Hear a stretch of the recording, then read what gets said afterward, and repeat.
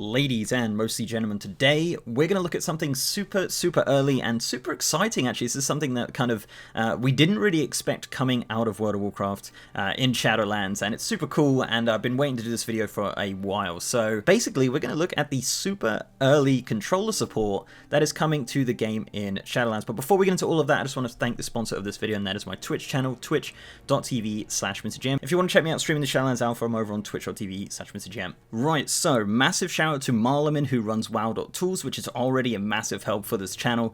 He tweeted out some information about the controller support. I wasn't actually sure that it was in, turns out it is, but it's super early, as I said, so massive shout out to him. If you want to check out his original tweet documenting all of this, I'll link it below in the description below this video.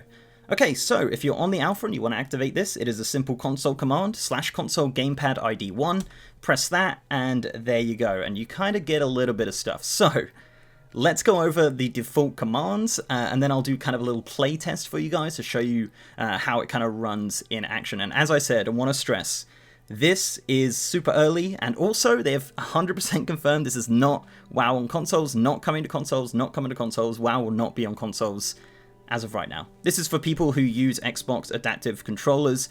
This is just them adding default support, so they don't have to go and download like third-party tools to do so. Okay, so let's just jump into some of the default key bindings, and they're super interesting and, yeah, a little bit confusing, but I'll try and explain it best I can. So movement's already done, you can move around very easily by default. As for abilities and different bits and pieces, it gets a little bit confusing. So, A is jump. Simply, A is jump. That was always going to be a thing, of course A is jump. B is number 3. X is number 5. And yeah, it gets you can kind of see it here. It's very confusing, but you can use the shoulder buttons kind of like a control and shift hold down. So for example, action button 1 here, not bound, we can hold down LB, which is control, and then A. So that's keybinds, it's control A. So if I wanted to do number 1, which is slam, I press LB and A. And that's it, and that'll do number 1. And you can, you could really get through this and you can kind of make it your own and kind of do stuff like that. So LB is listed as control, and LT, which is the trigger, is listed as shift. And as I said, you could use those as kind of transformative triggers as such, just like that. So that's how that's done. But as I said, you could kind of make this your own. This is just how it is default, and as I said, it's super early, so nothing's really set in stone as of right now. And there's no actual in-game support for this stuff, and I would imagine there probably will be some bits and pieces once it comes into it.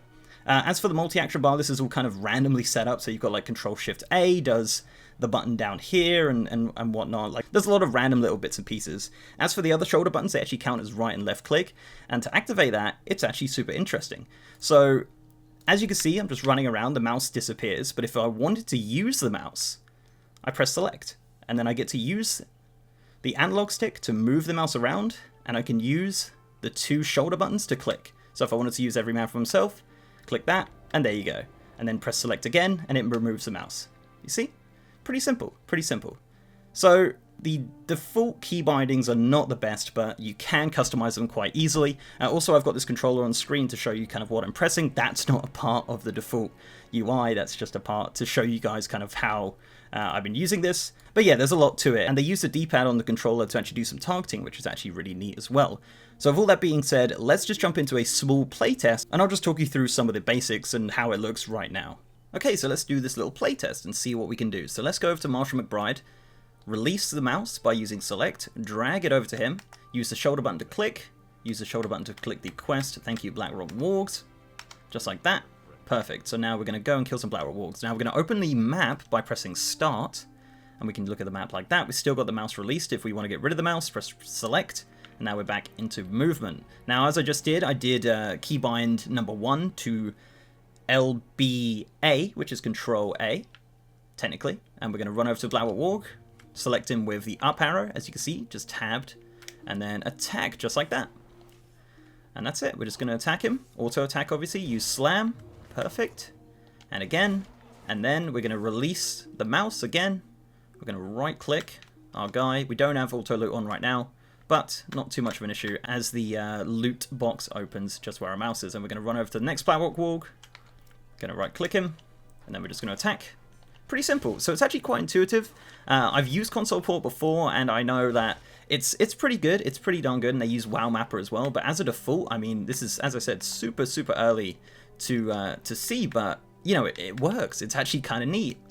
It's obviously a little bit finicky, but of course, a game like World of Warcraft is always going to be, you know, it's never going to be full controller support and stuff like that. It's a kind of a very complex game. In the early levels, I mean, I have one ability. It's pretty simple for the most part, but, you know, I definitely think there's going to be more progress with something like this. I think this is something they're definitely going to work on over time, and I'm really excited to see what they do with it, honestly. It's pretty interesting. It's pretty interesting for sure. Like, you know, it's kind of neat, and it feels very strange to play WoW on a controller. Trust me, it's really weird. And if you get the opportunity now with like Retail Classic, you can download console port and kind of give that a go and use WoW Mapper along with that, which is super interesting. But this, it's nice. It's actually kind of, it's a lot better than I thought it was going to be. And as I said, it's super early, so you know, this will only get better presumably. And yeah, a really quite a neat experience for sure. And I think it's definitely something, as I said, it's an accessibility thing. They want to use it for people to use the adaptive controllers. You know, absolutely. Make WoW more inclusive can't be a bad thing at the end of the day, you know, and it takes nothing away from, you know, development or changes the game in any way. It's literally just, you know, to full support for something that was previously done through a third-party application. So, pretty simple, as you can see. Not too bad to kind of loot stuff, not too bad to attack stuff for the very basics. And yeah, you know, you can keybind a lot of other stuff as well. You know, you can keybind absolutely everything in WoW these days pretty much. So it's one of those things where the more you kind of play with it, the more you kind of understand what you want to do with the controller and how you want to play the game with it and what key bindings you want. But as of right now, I mean, pretty simple. Finish the quest, run over to Marshall McBride and hand that in. But as you can see, movement is just so good. You know, you can just run and jump and do all that. And even with flying, you know, flying, it's actually pretty intuitive as well. Very similar to obviously running and jumping, but yeah, such a cool experience, I guess. And it actually, as I said, works super well with the two analog sticks. Very interesting for sure. So let's hand this in to Marshall McBride. We get some new gloves. And we don't actually have the... and we leveled level 2 with the controller. Look at that. We don't actually have the bag button keybound, so we're going to click the bag with that. I'm going to put on our gloves. There we go. Gloves are on, and we have a next quest.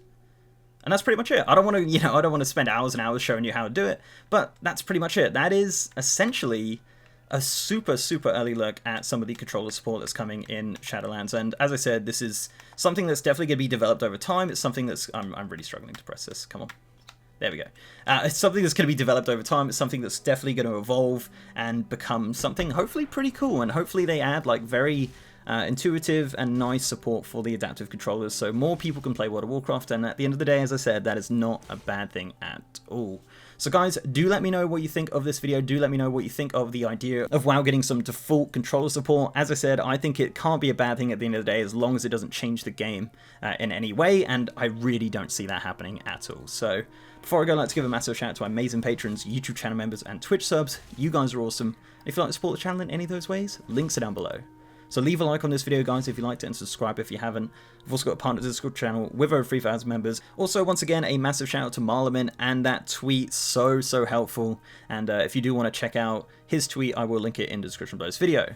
And as I said, I am also streaming on twitch.tv/MrGem if you want to check me out streaming on Twitch. Maybe we'll do some streams where we just exclusively play on controller, see how far we can get, see what we can do with it. I think that'd be super fun. So if you want to check me out on twitch.tv/MrGem, link is in the description.